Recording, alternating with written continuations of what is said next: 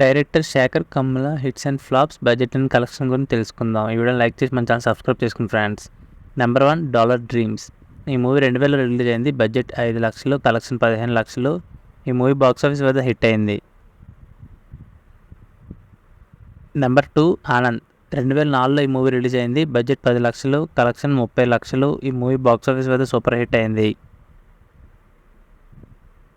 Number 3 Godavari. 2006లో ఈ movie release అయింది. Budget 20 లక్షలు, కలెక్షన్ 43 లక్షలు. ఈ మూవీ బాక్స్ ఆఫీస్ వద్ద సూపర్ హిట్ అయింది. Number 4 happy days. 2007లో ఈ మూవీ రిలీజ్ అయింది. బడ్జెట్ 2 కోట్లు, కలెక్షన్ 18 కోట్లు. ఈ మూవీ బాక్స్ ఆఫీస్ వద్ద బ్లాక్ బస్టర్ హిట్ అయింది. Number 5 leader. 2010లో ఈ మూవీ రిలీజ్ అయింది. బడ్జెట్ 7 కోట్లు, కలెక్షన్ 10 కోట్లు. ఈ మూవీ బాక్స్ ఆఫీస్ వద్ద హిట్ అయింది.